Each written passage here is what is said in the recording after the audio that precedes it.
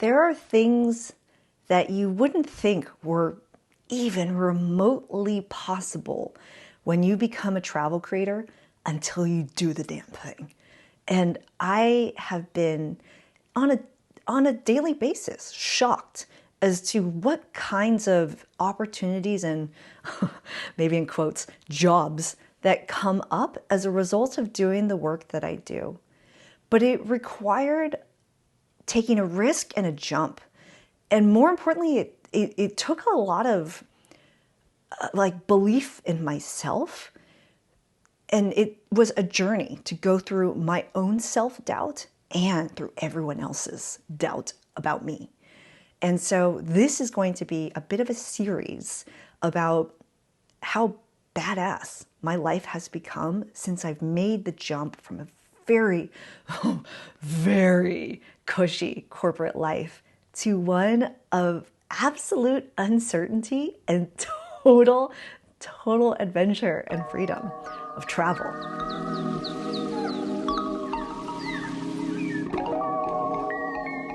Welcome to another episode of Everyday Badassery. I'm your host, Christine Lozada. This is a podcast meant to inspire you to be just 1% more badass today than you were yesterday. And I'm filming it because I'm anticipating meeting some really amazing people at Location Indie's Camp Indie. So I'm headed to an adult summer camp. Imagine like all the fun things of sixth grade camp, just add tons of alcohol and lots of party people to have like a 90s dance party and water skiing and ropes courses and archery and volleyball and all the things, right? I only told you like 3 of the 500 things we'll be doing at camp. But I didn't even think it was possible to be a speaker on drones at events like this one coming up and teaching people how to explore the world from the sky with a drone. Oh, one of my favorite things to do, right? That's my job coming up. Who would have thought that that's considered a job? But it is. And so I know a lot of people are going to ask me, like, how did you make this jump? What was it like? What's it like being a travel creator? Like, isn't it scary? And so I'm going to answer a lot of those questions, and I'm going to be super transparent and super real with you. This first one is going to be the positive side of things. And there's really kind of 3 things. There's 3 really badass things that happen when you become a travel creator. I'm going to share those 3 things with you, and then I'm going to kind of talk to you about like what it means to be a travel creator. And maybe I'll get into it, give you a little insight on how I monetize and how I make money and how that works for me. But I want to start with kind of what I opened with. Like things that you didn't know were possible suddenly become possible. And I want to share a couple of those stories. And honestly, I would have to go through my archives to like really pull out the highlights. But I've only been a travel creator since 2020. Because, talking about travel in 2020 is the best time to talk travel. It's not. Everyone's like, oh yeah, but everyone, was stuck at home looking at travel content. No, they were not. YouTube was hiding a lot of that content.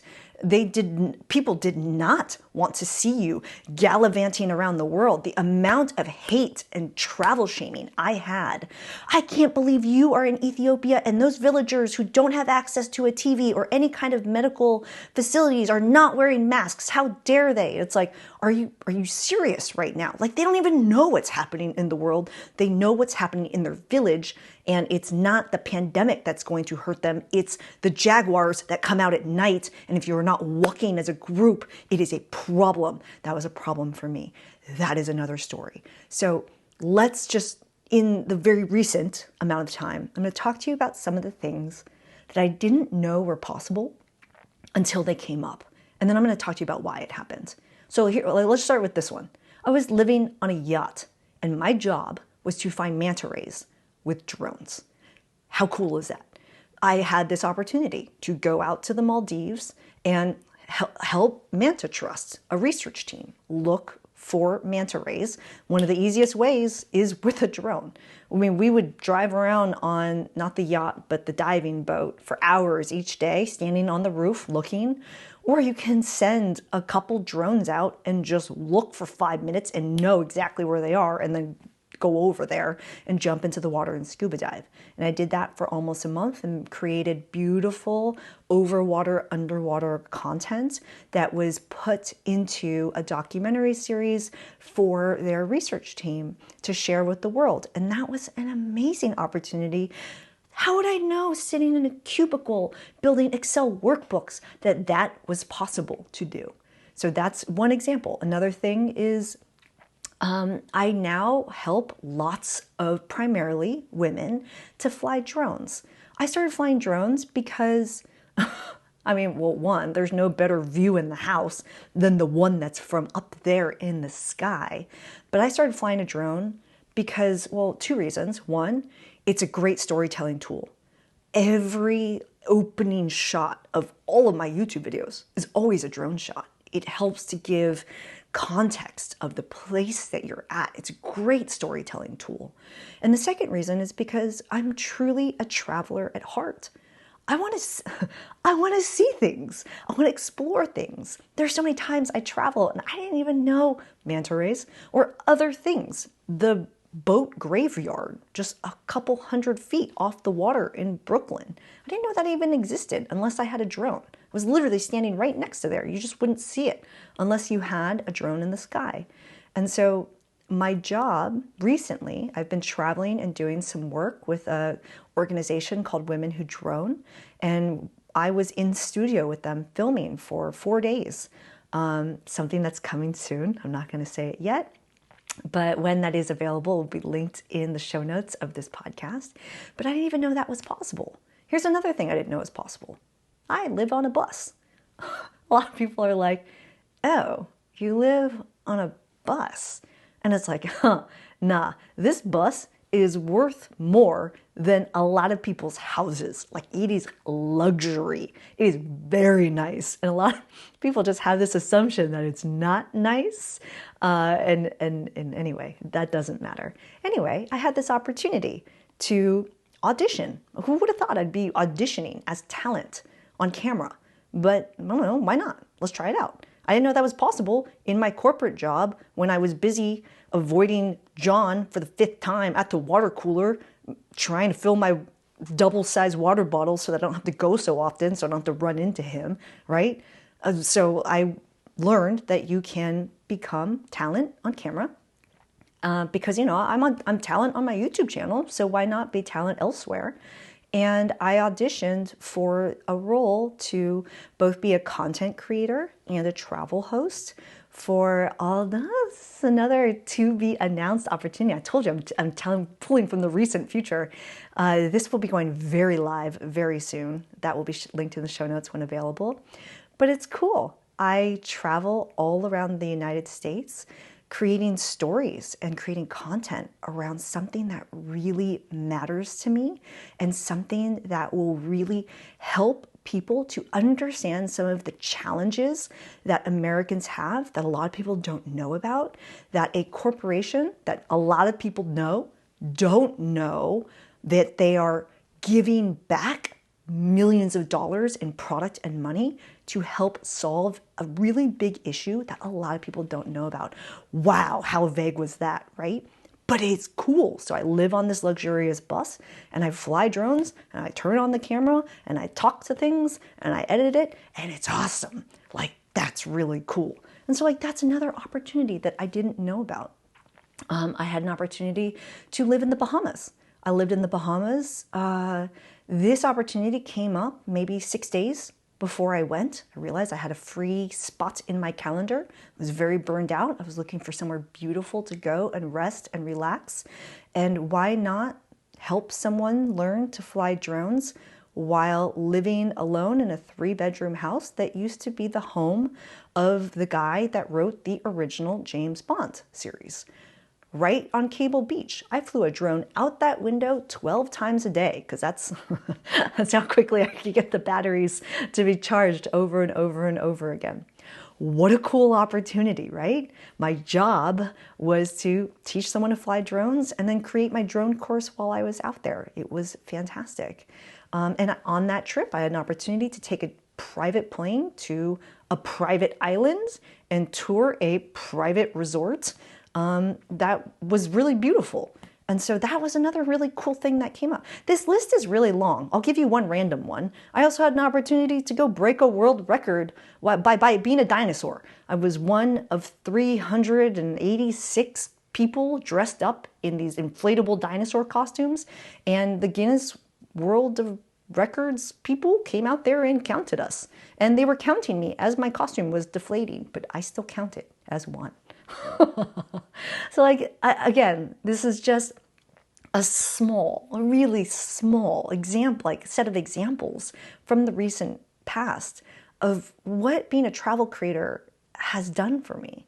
And these are things where I'm just, how was I supposed to know when I was sitting and creating my PowerPoint presentation for the executive team, rewriting it for the 800th time because every single thing needs to be so perfectly placed? Like, I don't miss that life, even a little bit.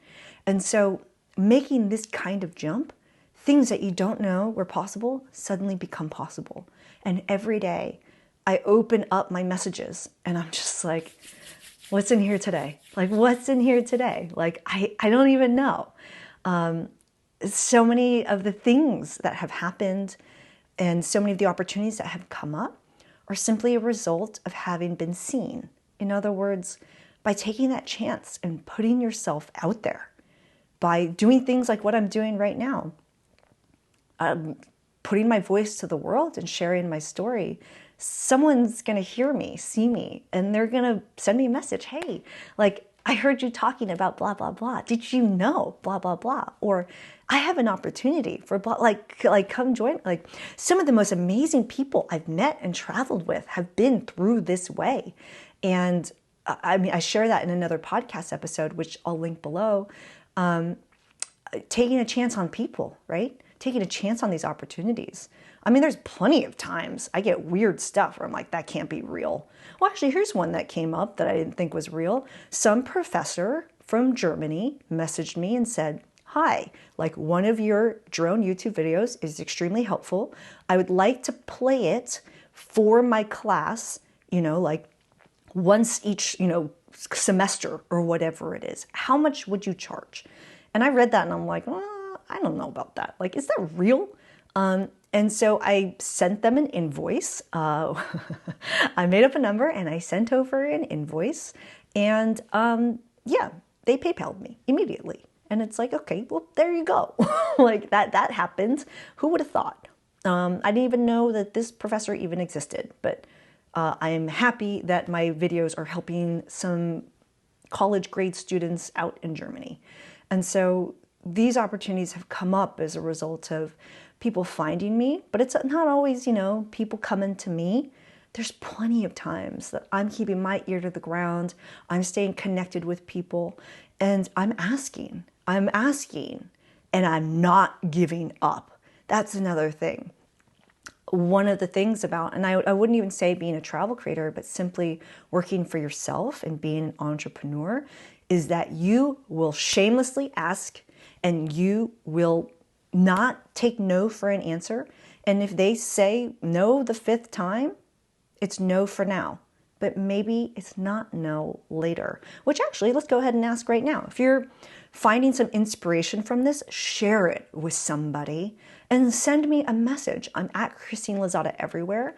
I would love to know what you're working on in your life. Who knows? I might know someone or something to be able to connect you somewhere. Who knows, right?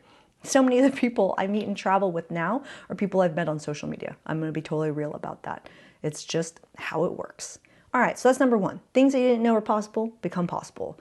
Number 2, being a travel creator gives you the ultimate desire in life. And so this is something that I've truly observed in the last, I would say 5 years of my life. And a lot of people think that the ultimate desire in life is money. People think that like the more money you have, like the better you are. Money is a tool. Actually, sorry, this is just my opinion. Money is whatever you want to say it is. Money can be power, money can be whatever it is. For me, money is a tool toward freedom. Money is a tool toward freedom. Time is money. And when your time is sucked into a 40, for me, 60 to 80, sometimes 100-hour week, you do not have a life after that. Time is money, and you only have one of these lives. The one you live right now, you do not get a do-over. You don't get to do it over. You don't get to do yesterday over. You don't get to do the last 10 years over. You got one of them. Time is very, very precious. I see money as a tool toward freedom. And when you have, as a travel creator, the absolute freedom of time, and you're able to monetize in a way that you can, whatever lifestyle that you want, right? I recently camped. I recently camped in the desert. It was over 100 degrees. It was so hot that my eyeglasses melted and I had to pay $275 to get a new pair of eyeglasses. That was very annoying. What was more annoying was that I couldn't see for 10 days while my eyeglasses were getting done, and I'm almost legally blind. So in other words, if you put a hand in front of my face like this, I may or may not be able to see it. That's another story. But I can camp, but I prefer a luxury lifestyle. Like, I like luxurious things. And I want to make enough money that I can continue that lifestyle. I also have travel friends and travel creator friends that live in vans or live the hostel life. And respect, like, I love that. You got to choose a lifestyle that's right for you. In my opinion, you need to match up the amount of finances that will give you the happiness that you want in terms of your lifestyle. But for me, the ultimate desire in life is freedom. And that's more, in my opinion, coming with time. And a lot of people don't value their time as much as they should. I protect my time like I don't know, what's that one Lord of the Rings movie, like that one thingy thing that was like watching out for the ring. Anyway, I'm like that with my time. I didn't really watch that series, but I think you get where I'm going with that. Time is everything. Money gives you financial freedom to be able to use your time and to live your life in the way you want. But being a travel creator has given me freedom of my life in a way that I've never experienced before. And I want to share one other story that a lot of people don't know about me. And a lot of people, I'm thankful for, think I'm like in my 20s gallivanting around the world. Nah, man, I turned 40 this year, like 40, right? I act like I'm 12. I always act like I'm 12. I might consider myself an adult, but I used to be married. I used to own a condo in San Francisco. It was 1.1 million and 3 cents. Literally, that's how much we paid for it. I used to be married, and I used to live a life that was extremely cushy and luxurious. And one thing I learned in that life is that money does not give you happiness. It really does not. And even though I made a lot of money in the corporate world, the lifestyle I had at that time, I had very little free time. I was working in the office a lot. I was surrounded in an environment in which, in my opinion, a lot of the wrong values in life were valued, or a lot of things, material things were valued. And I never felt poorer in my life. I felt very poor and I felt very lonely all the time. That's how I used to feel in my corporate, cushy, luxurious lifestyle back then, living in San Francisco, and prior to that New York City, and prior to that San Francisco. And I don't miss that life. I did not feel fulfilled. There was always a gap in my life that I was trying to fill. Whether I was filling it with things that I would buy, or I would fill it with, crazy adventures I would have in the city going out, or whatever it might be. And my life now looks, actually, I was going to say my life looks simple. My life does not look simple. My life is adventurous, I'll just say that. But my life is very fulfilling now. And so I have gained freedom in a way that I have defined as a way that makes me very happy. And so being a travel creator gave me that. My numbers look different, right? The amount of money I make looks different, but my lifestyle also looks different.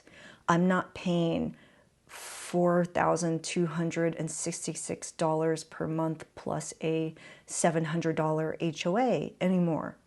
I don't have that expense. Actually, as a matter of fact, I don't have a housing expense because, well, Meatball thinks I live in Florida, but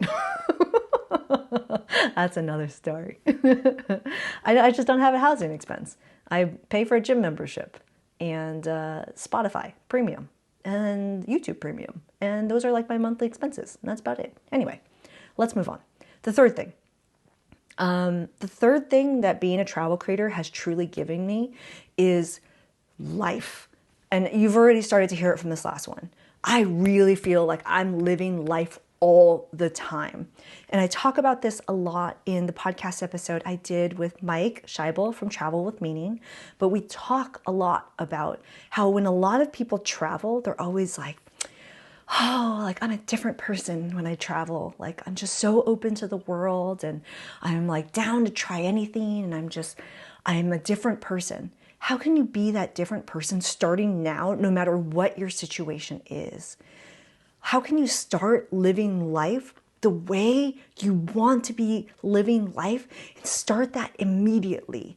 And in whatever way you can make that work. I get it. Sometimes we are constrained by, well, I mean, a girl was telling me the other day, like, oh, I'm so envious of your lifestyle. I would do it, but, and then she listed 50 excuses. And I was like, wow, 49 of those excuses were the same excuses I used to have too. And I just chose to keep getting after it and keep working at it and keep trying to figure it out. Did it happen overnight? No. Did it happen relatively quickly in a few years? Yeah, it did. Was it a scary few years? Hell yeah. Was I smiling the entire time? Absolutely. Like, it was super fun. But it's been a wild, and it still is a wild ride. I don't have safety nets. I don't have the same kind of like security I had in the corporate world, but I'm okay with that. And I don't have excuses as to why I can't do things. But I get it. Like, there are some things that we just can't change in our lives, but only you can define. The way I define what it looks like to truly live life is different than the way you define that. And defining it for yourself and then figuring out all the ways to make that happen is essential. Because going back to what I said, we got one of these lives, and you got to do something about it. And one of the things that's been really eye-opening for me is when I left my husband and I met my current boyfriend, aka Meatball. I mean, Meatball and I could not have more different upbringings, very different upbringings. You can hear more about him in the I was married, he had a girlfriend, the rest is history, which is the podcast episode in which I talk about how we met while traveling. And he talks about his background a bit. But in short, I grew up in San Diego in a very well-to-do neighborhood, lived a very privileged life as a child, and went the normal, I don't want to say normal because it ain't normal, and went the traditional route of high school to college. I went to Berkeley to going into the corporate world. I worked for Walmart and then Amazon. I lived in cities and blah, blah, blah, blah, blah, blah, blah. Meatball grew up in the Bronx, in the hard part of the Bronx, as though there's a soft part of the Bronx. He grew up with gunshots. He grew up in a single bedroom with his dad. And there were times in which, like his dad just simply didn't have a car and they rode the bus all the time. And, there were drive-bys all the time. And he got beat up and mugged all the time as a child, and all the things, right? And so he has truly taught me, once we started a relationship together, how precious life is and how we really do have just one of these. Because in our different lifestyles, Meatball knows a lot of people who are young who have lost their lives. And he has lost a lot of his own family and friends. And I remember within the first few months of me meeting him, I'm like, oh, like we're going to another funeral again. And it just made me realize that, wow, like life is precious. Whether you don't, you don't have to have that Bronx lifestyle or whatever it is. But in general, it just made me realize like things can change in an instant. And I don't always assume tomorrow is going to come. I also do things like scuba dive in cenotes 100 feet underwater and it's completely pitch black. You know what I mean? Like there's plenty of times in my own, like I crashed a sailboat once and almost, died. So those types of things in my travel adventures happen all the time. I like to jump off things in general. It's not a safe thing to do, but it's very fun. I do recommend Sugarloaf Key near Key West, one of the best bridges to jump off of. Oh, so fun. Definitely recommend bringing a drone for that. All right. So the 3 things that we've talked about, things that you didn't know were possible, become possible when you become a travel creator. It has unlocked the ultimate desire in life for me, which is freedom, You started to hear stories about how freedom, in the way I define it, is one that I've put a lot of thought into and is really catered toward me, right? Some people might truly define freedom as just copious amounts of money. Other people might define freedom as, owning a lot of things, whatever it is. For me, freedom is about having whatever you want to do with your time, having lots of time and being able to do whatever you want with that time because you have the amount of financial freedom to allow you to do the things you want to do. And there's one more, which is you have the freedom to choose who is in your life and who is not in your life. I think back to my corporate world all the time and the people. Oh man, I can think of so many people I do not miss. I do not miss meetings with, there's no need to name names. Like I do not miss doing so-and-so's job for them because they can't do it. I do not miss so-and-so always throwing me under the bus. I do not miss, there are people that you can't avoid in the corporate world. And I do not interact with people anymore that I don't want to be interacting with. And that is fantastic. Like I am surrounded by the people I love and the people I want to be around. And that feels like freedom also. It has helped me to the 3rd thing, really start feeling like I'm living life on my own terms because I spend my time doing the things I want to do. I'm currently working on becoming a professional pickleball player because why the F not, right? And who am I spending time playing pickleball with? People I want to be playing with. Where am I traveling to play pickleball? In the places I actually want to be playing pickleball, right? I'm fired up. All right. So let's move on to this next part because you're like, okay, Christine, I definitely get it. I get this life that you're living and I get these like 3 badass things, but like, how do I get that? And like, what's the other side of the coin? Because there's no way it's all, unicorns and rainbows, right? And I think one thing I want to talk to you about is like, what does it mean to be a travel creator? What does it mean when I say I'm a travel creator? Because when I started talking to people about this, it was interesting how everyone thought it was the same thing. To me, being a travel creator is like being a doctor in the sense that, like the podiatrist is the same kind of doctor as a pediatrician, is the same kind of doctor as the brain surgeon, right? Like, no, absolutely not. All these people who have their doctor degrees all do very, very different kinds of doctor work. Being a travel creator is the same thing. So many people take a different path within being a travel creator. And it's difficult to tell you the right path that you should go on. And I'll talk to you about the path that I started to take and then the path I ended up taking because it crossed out a lot of things that I originally thought I was going to do. And so when I originally became a travel creator, I knew that I wanted to have a travel YouTube channel in which I could tell people on a mass scale about my travels and help them to travel too. And I wanted a presence on other social platforms.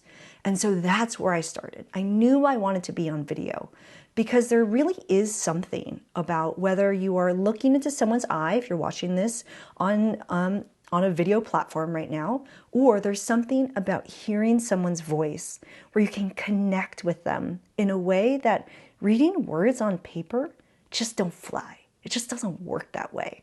Like, I knew I didn't want to write. I recently started writing on my blog. That's kind of a new thing now. You should read my blog. You should sign up for my email list. I send emails almost never. Anyway, I hate writing. I use a lot of AI to write, but all that to say, I knew I wanted to be able to deeply connect with people to try to get my message across, whether it's about travel, now badassery, drones, pickleball, whatever it is, right? And so I knew I wanted a travel channel. I thought I might want to start making videos, travel videos for other people. And I quickly realized, why would I want to take creative direction? Why would I want to feel like I'm in the corporate world again by doing that? And so I started going down that path and then quickly stopped. A lot of people who are travel creators will create content for other people. I always create content for myself first. And if there's a second helping, or if it's a big enough helping to share, then it is shared with other outlets, whether that means tourism boards or brands or PR firms or magazines or whatever it might be. But I work for myself first, and then I will sometimes work with other places, but I do not exclusively create videos or content for other places anymore. I want to be my own creator. So that's a path that I started to go down and then shifted. Another path that a lot of travel creators go down is writing for other people. This is a really huge one amongst the community that I'm in right now. Some of the best travelers I know who get the coolest jobs, it's because they are writing, not for themselves, but they're writing for a Condé Nast, a National Geographic, some kind of travel magazine, travel outlet, travel something, or news. And so a lot of people will go down that route. But again, I didn't want to be working for someone else. This is a choice I made. Otherwise, I'll just stay in the corporate world. Another path that I started to go down that I kind of shifted from is traveling with people. And so a lot of travel creators become experts in places, right? A lot of people know me. I got stopped on the streets the other day in Paso Robles. Oh my gosh, Christine Lozada, you helped me to plan my entire trip to Tulum, Mexico, right? And so people become group travel guides or a tour guide, or they put on different things where people can come travel with them. And I really thought I was going down that path. Now I love to do things like Camp Indie or Wonderful's Wanderfest, where I have people come join me for an event that is not my event, and we come and enjoy something together and we travel together in that experience. I thought I would be doing like retreats and group travel and tours and all the other things. You need one bad person for the whole thing to go south. And it's just not a path I want to go down. And I'm lucky because I stay part of communities and I keep my ear to the ground with people that I care about who are taking all these different paths to learn from their stories that these are things that I don't want to try myself. And so I've started sharing kind of 3 different paths that a lot of creators go down that I decided not to go down, right? And you've kind of heard some of the stories that I am doing, right? Creating for myself, flying drones, speaking at conferences. Like, what else, Christine, are you doing to make this work? I'm going to share a couple of those stories because, I mean, everyone wants to know how you're making money, right? So a lot of people think incorrectly that ad revenue is where it's at, like, ads on your videos, ads on your website, like you make pennies on the view. You do not make enough money through ad revenue. I make several hundred to a few $1,000s a month as a small creator on ad revenue. Barely covers my champagne budget. Fantastic. Someone's got to pay for that. But another way, I'm kidding, by the way.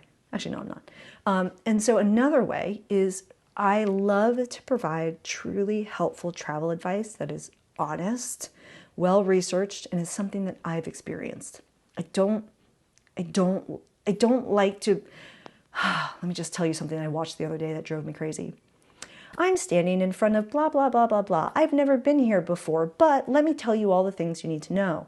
And it's like, sorry, what? Like, you've never experienced this, but like, how are you really going to tell me anything that's like helpful? And like, how are you supposed to know if you mean it? Like, how do I know if you actually recommend it if you didn't try it? So it really matters to me that I do the things, that I live the things I say. It's just who I am. And so a lot of people copy my travel. And so being an affiliate for things, people will verbatim copy my itinerary.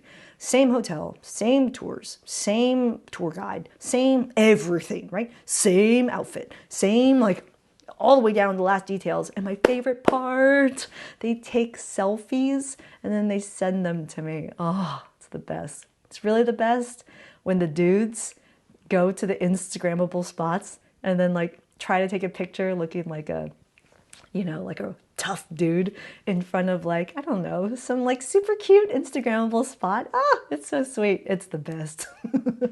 I digress. Anyway, a lot of people copy my travel, so affiliate revenue is another big one for me. Same thing on the drone front, right? I speak at conferences. That's something. I teach workshops. That's another thing. People buy the drones that I recommend. That's another thing I monetize. I have courses that will help people to fly a drone like a boss very quickly. That's another thing. Those are all more examples. Maybe I'll go, and actually here's one of my favorite ones that I always recommend people do. You, even if you're not a travel creator, go do this right now. When you go on your next trip, pretend you are working for someone. Just pretend you're on a trip in which you need to provide photos, edited photos after the fact. I am taking these photos for myself. They go into all of my content, and then I will sell back those photos to the places that I visited. Oh, you have a folder of 50 amazing, beautiful drone shots? Oh, you have a folder of like really beautiful close-ups of all of our food? Like, right? These are things that people want, and they can't necessarily always easily hire photographers every time they change their property or change their menu or whatever it is. And so you can go monetize those things after the fact. So those are just a couple of examples. And if you're wondering now, like, well, what about the other side? I know it's not all unicorns and rainbows. Like, what about all the bad stuff that comes with being a travel creator? What about all the people who like hate on you, or the people who stalk you, or the people who don't believe in you, or the times in which you have felt doubt in yourself, Christine? That's in the next episode. So join me over there. If you heard anything that resonates with you, if you need a little bit of encouragement, send me a message. This has been another episode of Everyday Badassery. I'm at Christine Lozada everywhere. There's a blog post that goes with this. You can find that in the show notes, as well as the other podcast episodes that I referenced. Go forth, be badass, and I'll see you in the next one. Ciao.